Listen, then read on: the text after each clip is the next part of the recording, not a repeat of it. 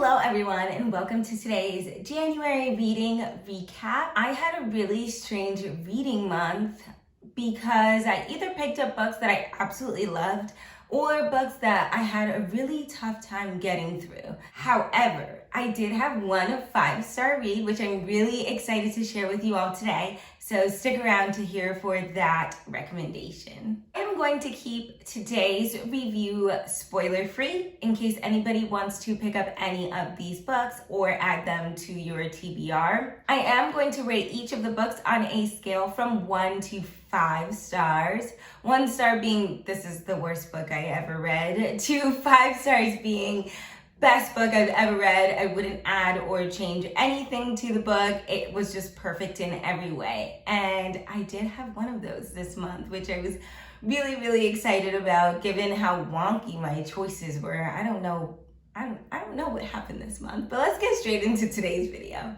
So the first book of the year that I picked up was called The Deal by Elle Kennedy. I rated this book 5 stars. It is the first book in a series, and it was so good that I actually read this book in one day. Now, I picked it up from the library and I had it for a while, and once it was due back, I actually opened it up, but I just couldn't put this book down because it was so good. This is a college hockey romance between Hannah and Garrett. Both Hannah and Garrett are in a philosophy class where most people are failing. With the exception of Hannah, she's doing very well in this course. But Garrett is the star hockey player at their college and he has to maintain a certain GPA. And this philosophy course is sinking his GPA, so he has to do well.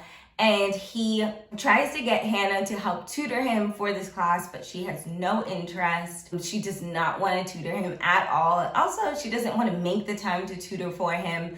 But eventually Garrett finds something that Hannah wants, and she likes a guy on campus, so Garrett offers that in exchange for tutoring, he will help her to essentially get this guy. And so they start talking, Hannah and Garrett, and things get a little bit crazy. And this book was so well written. That's all I'll say about it because I don't want to spoil it just in case anybody wants to read it. However, there are some mentions of sexual assault, so definitely check the trigger warnings if you choose to pick up this book. The next book that I read is called All Your Perfects by Colleen Hoover.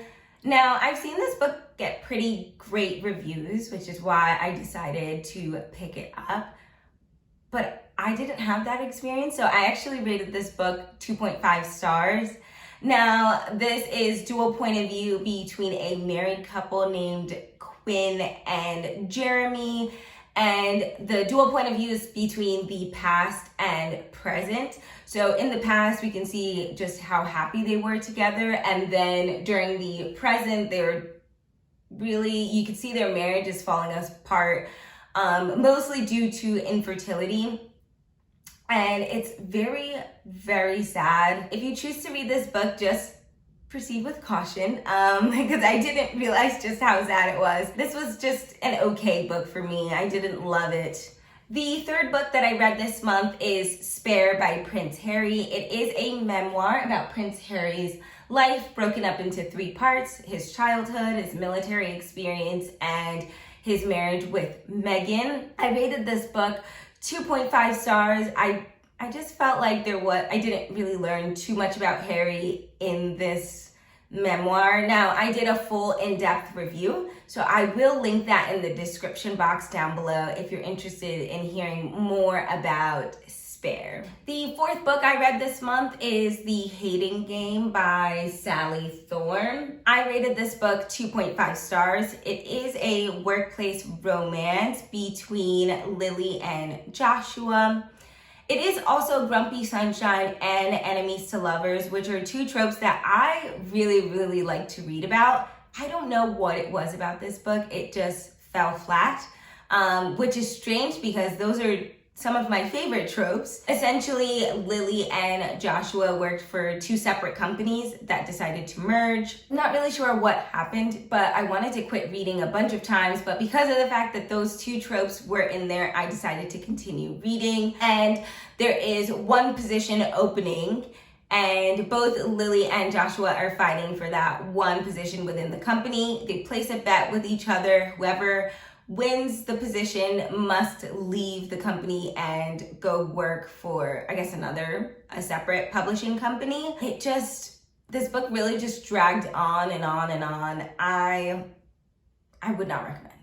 The fifth book of the month that I read was Song of Achilles by Madeline Miller. I did not rate this book because I didn't finish it. I had a really tough time with this one, which is weird because it got really great reviews, and also I was interested because it's Greek mythology, and I haven't read a whole lot of Greek mythology. Last time I read it, I was in high school, and I really strangely remember liking reading the Iliad, and I think we also read the Odyssey, and I really liked both of those books, so I was excited to pick this one up, but I didn't like it. This book is about two friends, Achilles and Patroclus. I hope I'm saying that right. Essentially, in the beginning of the book, Achilles gets kicked out of his family home for accidentally murdering someone, and he gets sent to a boys' home where he meets one of his best buddies, Patroclus. It's the story essentially about their friendship. And I tried really, really hard to continue reading this one, but I found myself picking up other books and I just never came back to it, which told me that maybe I should just DNF permanently because I just wasn't loving it. But I did get through maybe like a third of the book. I don't know if you can see my bookmark there. Maybe a third I would give it. I couldn't stick with it. I don't want to give a star rating on a book that I didn't finish, so I don't think that's fair. So I'll just leave it as inconclusive, DNF.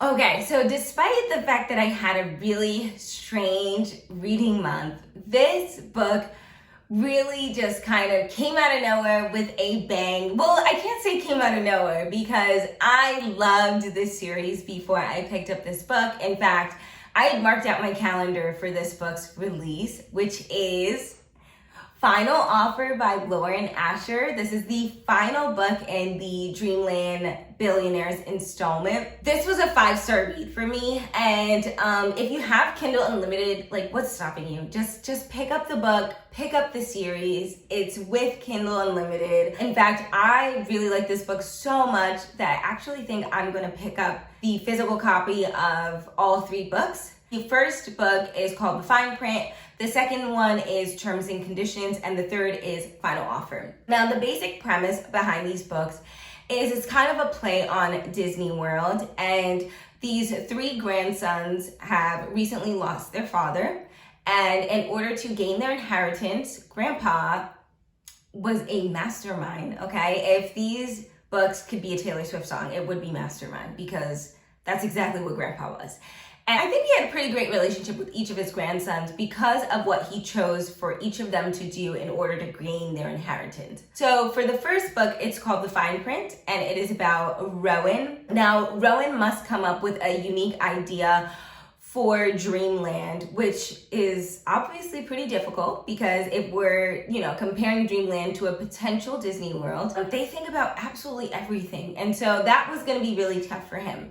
But he runs into a coworker named Zara, she's sunshine, and Rowan is very grumpy. So this is grumpy sunshine romance, also a workplace romance. She just kind of opens his eyes to a lot of things that are happening behind the scenes at Dreamland. I liked this book, but I didn't love it. So that was the first one. The second book in the series is called Terms and Conditions, and this one is about Declan. Now, I loved this one. I thought it was a step above The Fine Print. Declan has a personal assistant named Iris, and for Declan, his grandfather said that he must get married and have a child in order to gain his inheritance. And the reason for that is because Declan was, at least Lauren Asher makes it appear that Declan is a workaholic, and I think his grandpa wanted him to see that there are lots more things in life than just working. Because he works so much, he can't even just go out and date conventionally. He wants to try to find a woman to pay in order to gain his inheritance and have a fake dating situation, marriage of convenience. And so his personal assistant, Iris, does all the heavy lifting, finds a woman, throws a huge engagement party, and Declan can't even be bothered to meet this woman. He decides he's going to meet her at the engagement party. And Iris receives a phone call minutes before the party that this woman has actually decided to bail. Yeah. So Iris offers herself to help Declan gain his inheritance and decides that she will pretend to be his fiance. So yes, there is fake dating in terms and conditions, and it's just, it's also Grumpy Sunshine and again, a workplace romance. And there's also quite a bit of groveling because there is a point, it's a very slow burn, but it is written so well that once Declan and Iris start to realize that maybe they're not faking anymore, they get juicy, okay? I thought that was going to be my favorite book in the series until this book came out. And this one is about Callahan. And Iris and Callahan are actually best buds. So I did learn quite a bit about Callahan while reading Terms and Conditions, but this book really blew me away reading from Callahan's perspective. And so for his book, he must sell his family summer home. But Grandpa, like I said, was a mastermind, and Callahan has trouble with addiction. And the only time he ever kicked his addiction, at least for a little bit, was when he was dating a woman named Alana. And so Grandpa actually put this house in Callahan and Alana's name. Grandpa knew what he was doing, okay?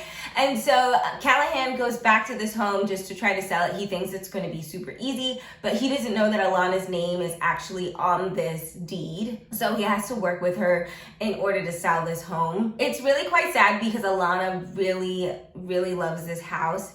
And she also has chosen to help raise her sister's daughter. She adopts her, and so the child actually doesn't know. She thinks that Alana is her mom. It freaks out Cal because he has no idea that Alana has adopted this child. And so basically the story of them trying to rekindle their relationship, and also with Cal trying to kick his addiction for good. Now, I'd never really read a book about addiction, so this was new for me, but I would highly, highly, highly recommend. This was a 5-star read. I wouldn't change anything about this book. It was so good. No, I actually read the second book while I was on a family vacation to Disney, so it all just felt right, felt like the proper choice while I was out there. And Lauren Asher is she's really that gal. That's all I can say. She killed it with this book, and I loved it so much. So if there's any one book that I would recommend that you read from all the books that I read this month, it would be the Dreamland Billionaires series, because wow, it was so good. And it's KU, like, what more could you ask for? Alrighty, so that's pretty much it for today's reading cap. Thank you so much for watching today's video, and I'll see you in the next one. Bye-bye.